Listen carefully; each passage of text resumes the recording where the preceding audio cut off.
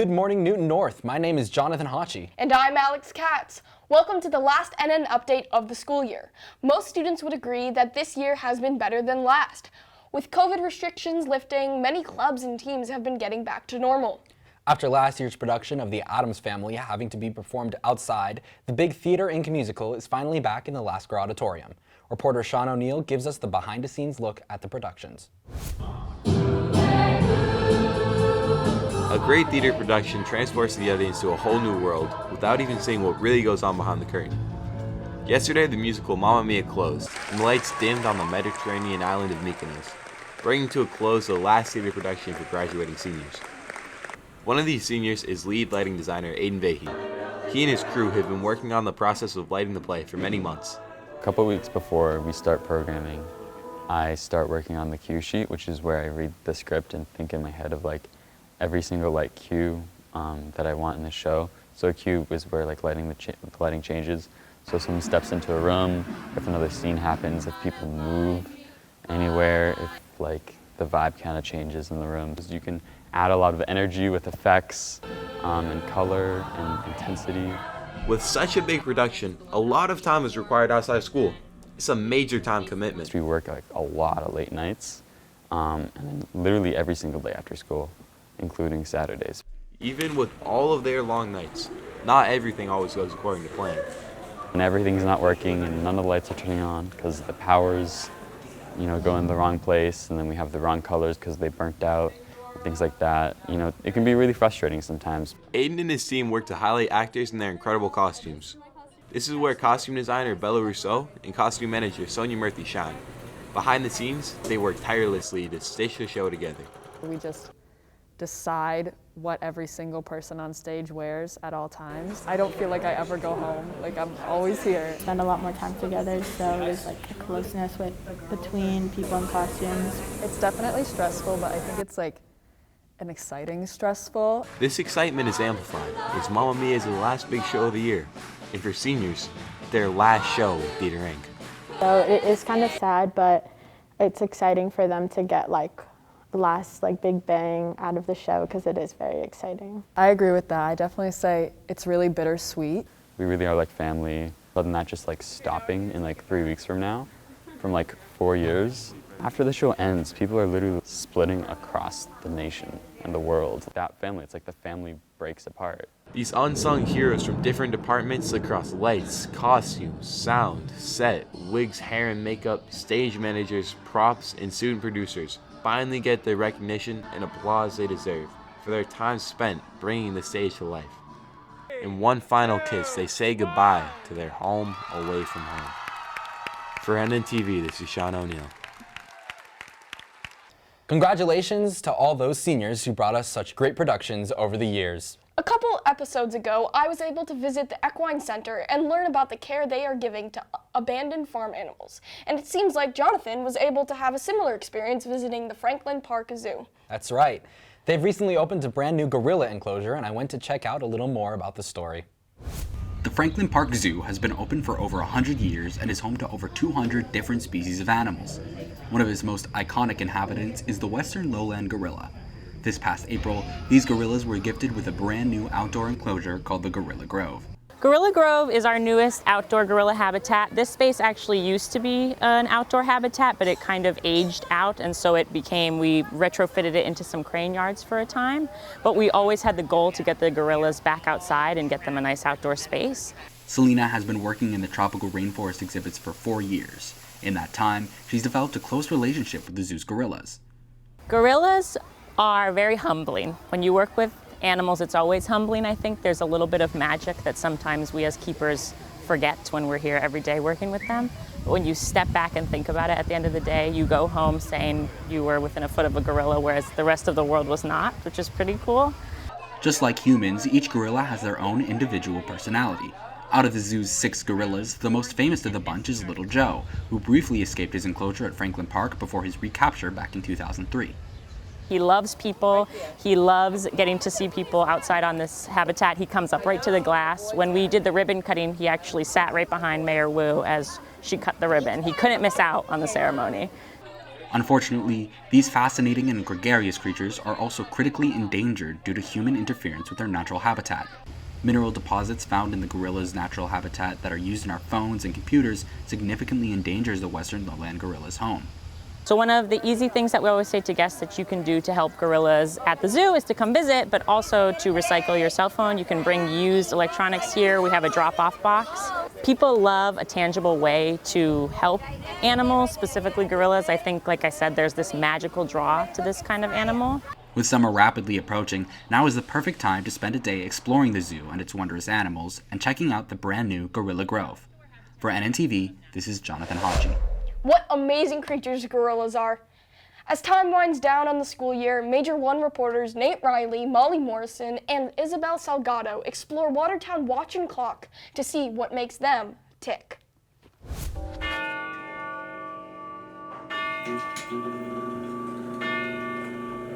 With the advancement of cell phones, watches and clocks are slowly moving out of use. But there's a business keeping the practice of watchmaking alive.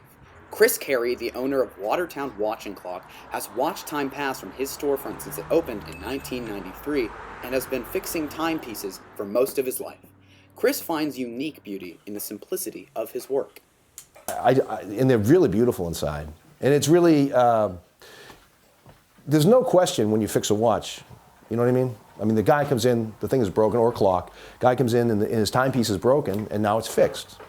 Chris's admiration of simplicity and tradition comes from his grandfather, Pat Caruso. Pat worked at Waltham Watch Factory, and when it shut down in 1957, he began his own watch repair business that Chris took a liking to while in college. This inspired him to use the skills his grandfather taught him and open his own watch repair shop. The tradition of family business didn't stop with Chris. He worked alongside his wife and business partner, Christine Carey, who walked into the shop one day looking for a repair. Oh, I fixed her watch.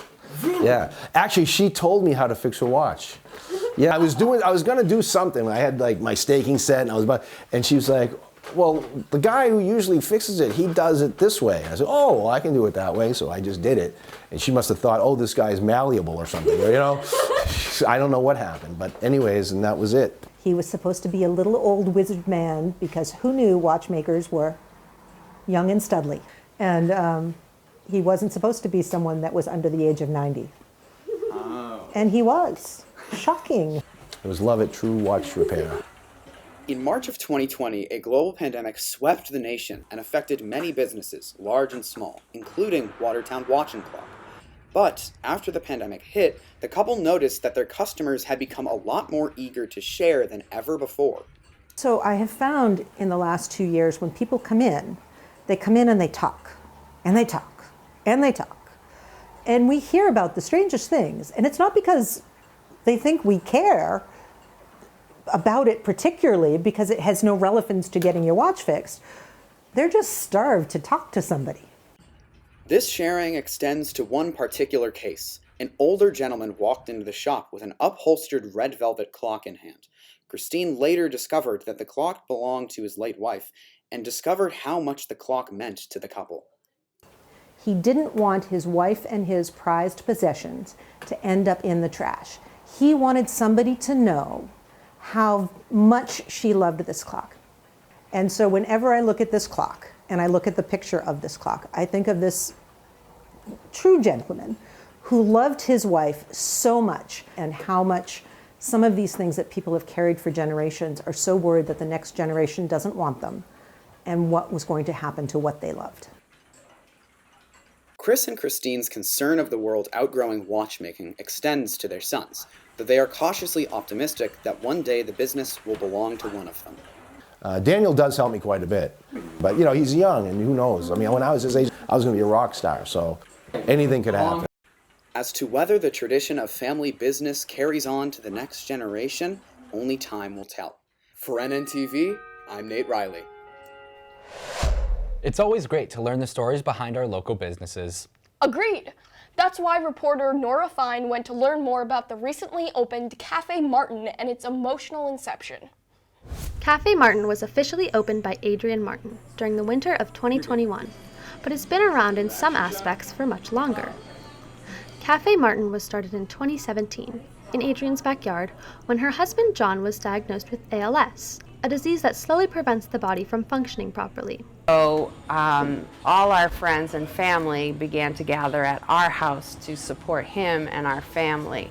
And it was always in very good spirits. Everybody's, including John's, spirits were always very high, even during this very difficult time. So people would come over, we'd have drinks, I'd make food, people would bring food, and we have this little patio area in the front of our house. And it got nicknamed Cafe Martin. One way that people helped support the family was the making of merchandise. Hats, t-shirts, you name it, to help fundraise for John's treatment. We had a big sign that said Cafe Martin, and then people wanted to help us as much as possible, so they made hats and t-shirts, sweatshirts, koozies, you name it, and sold them to raise money for our family to help us during this difficult time. John was truly appreciative of all the support that his community provided to him and his family, and wanted to be able to give back. So he and I talked about how to pay this forward. How can we take this feeling of community that has been developed and pay it forward? And so we talked about a lot of options. I always thought that this Newton Institution West Street Tavern was the perfect place to have a home for Cafe Martin, but I never thought it would come available, and when it did, I jumped on the opportunity. While Adrian has worked in the restaurant business for 20 years, she never thought that she would open her own restaurant because the idea of owning a small business was intimidating. But her late husband inspired her to go after her dreams. This is exactly what he would have wanted, close to our home. Today, we just opened for lunch just this week, and today 2 groups of his old coworkers came here for lunch. And they were like hanging out and being together, and it's exactly what we envisioned. So it was amazing. John's spirit lives on through Cafe Martin and the community it houses. So if you're looking for some place to hang out with family and friends, or just a place to relax and have a good lunch, Cafe Martin is the perfect place to go. What an amazing story of a community coming together. I always love seeing people sharing an act of kindness. And few people spread kindness better than your alter ego, the Compliment Kid. Hello, hello, hello. Hello guys. Hello Newton North, my name is Alex Katz, and today we are on the streets of Newtonville and Newton North to continue to compliment people for Compliment Kid Part 2. Let's go spread the love and get other people to compliment people. Let's go. Do you have a compliment for each other? I think this woman is inspiring me to be a better person. Oh, and I think this woman is making me feel more and more excited about the future. How are you guys doing? Good, how are you? Good. How do you guys know each other? She's my German tutor. Do you want to give her a compliment in German? Sie ist eine sehr, sehr, sehr gute Lehrerin.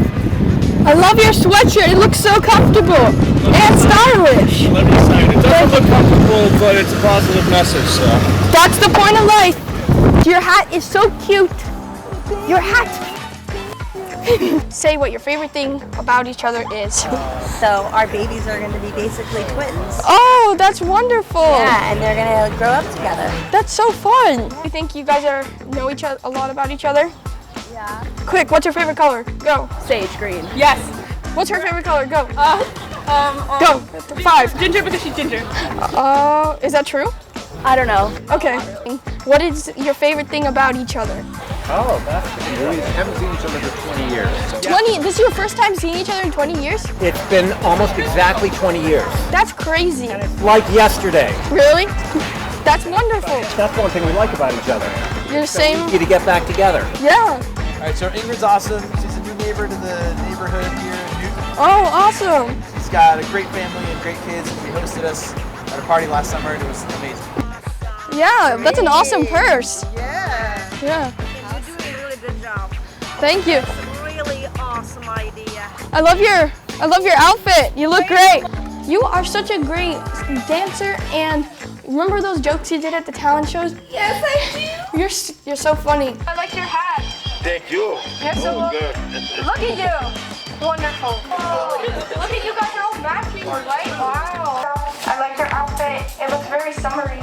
Thank you. Oh my God. Olivia. I got it. Olivia, you're doing a great job at picking up that penny. Thanks, Alex. Bella, you are a great film partner. Okay. Alex, you're the best compliment kid we've ever had. Oh, thanks. For the last time, this is Alex Katz, aka Compliment Kid, signing off.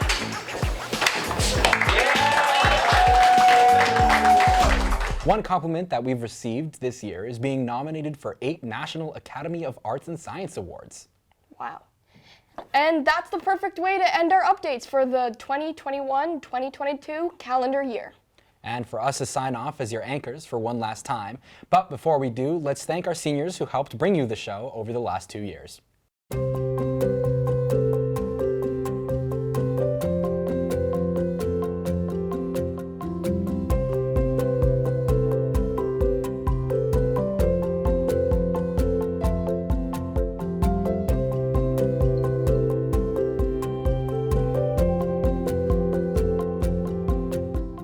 Thank you all for watching, and have a great summer.